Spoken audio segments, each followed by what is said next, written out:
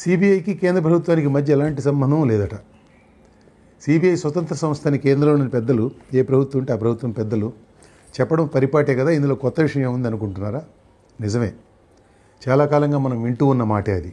కానీ ఈసారి ఆ మాట చెప్పింది మనలాంటి శతకోటి లింగాలకు కాదు, సుప్రీంకోర్టుకు.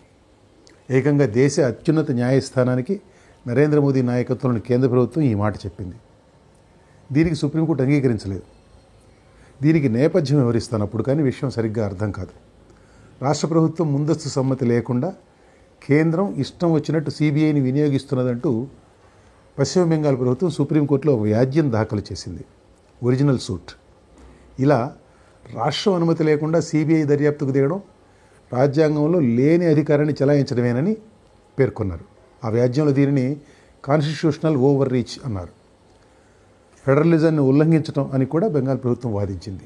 ఈ వ్యాజ్యంలో కేంద్రాన్ని ప్రతివాదిగా పేర్కొన్నారు. కేంద్రం దానికి అభ్యంతరం తెలిపింది. సిబిఐని కేంద్రం కంట్రోల్ చేయదు కాబట్టి ప్రతివాదిగా తొలగించాలని కోరారు. ప్రభుత్వం తరపున ఈ కేసులో తుషార్ మెహతా వాదించారు. మోదీ ప్రభుత్వ హయాంలో చాలా కాలంగా సుప్రీంకోర్టులో కేంద్రాన్ని రిప్రజెంట్ చేస్తున్న సొలిసిటర్ జనరల్ ఆయన. అవసరం వస్తే ఉత్తరప్రదేశ్, గుజరాత్ వంటి రాష్ట్రాల తరపున కూడా వాదిస్తారనుకోండి. ప్రస్తుతం ఢిల్లీలో పెద్ద పెద్ద పదవుల్లో ఉన్నవారిలాగా అనేక మందిలాగా ఆయన కూడా గుజరాత్ నుంచే వచ్చారు. అసలు ఈ కేసుకు విచారణార్హత లేదు పొమ్మన్నారు తుషార్ మెహతా. దానితో సుప్రీంకోర్టు ధర్మాసనం కేసు విచారించాలా వద్దా, పశ్చిమ బెంగాల్ ప్రభుత్వం దాఖలు చేసిన సూటు విచారించాలా వద్దా అనే విషయం ముందు పరిశీలించి నిన్న తీర్పు చెప్పింది. సిబిఐ కేసులను స్వతంత్రంగా విచారిస్తుంది, సరే, అంత మాత్రం చేత సిబిఐ కేంద్రం అదుపులో లేదంటే కుదరదు అని ఆ తీర్పులో స్పష్టం చేసింది.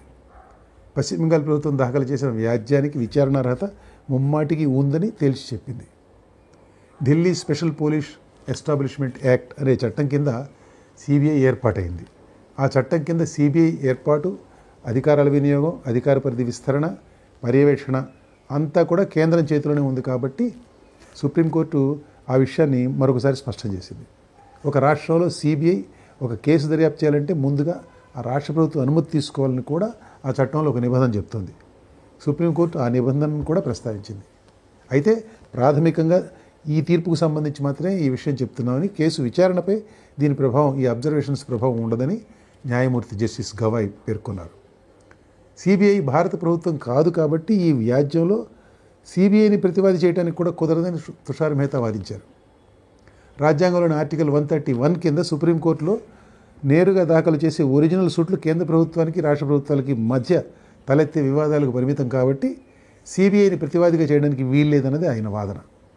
చూడండి, సిబిఐ కేంద్ర ప్రభుత్వం కంట్రోల్ లేదు కాబట్టి కేంద్రం ప్రతివాది కాదు, సిబిఐ కేంద్రం కాదు కాబట్టి సిబిఐ కూడా ప్రతివాది కాదు. మరి ఏ రాష్ట్రానికైనా కానీ సిబిఐకి సంబంధించిన ఏదైనా వివాదాన్ని తీర్చాల్సిందిగా ఏదైనా ఒక ప్రశ్న వచ్చిందనుకోండి, సుప్రీంకోర్టు ముందు ఆ ప్రశ్న పెట్టాలి. ఎవరిపై వ్యాజ్యం దాఖలు చేయాలి? మోదీ నాయకత్వంలోని సొలిసిటర్ జనరల్ గారి చాతుర్యం చూడండి. సిబిఐ డైరెక్టర్ని ఎంపిక చేసే త్రిసభ్య కమిటీకి ప్రధానమంత్రి నాయకత్వం వహిస్తారు. సుప్రీంకోర్టు ప్రధాన న్యాయమూర్తి, లోక్సభలో ప్రతిపక్ష నేత, మిగతా 2 సభ్యులు. సిబిఐ స్వతంత్రంగా పనిచేయాలి, నిజమే. ఏమాత్రం స్వతంత్రంగా పనిచేస్తుందో మనకి తెలుసు, చూస్తూనే ఉన్నాం. ఆ మాటకు వస్తే పోలీసు వ్యవస్థ, రాష్ట్రాల్లో పోలీసు వ్యవస్థ స్వతంత్రంగా పనిచేయవద్దా?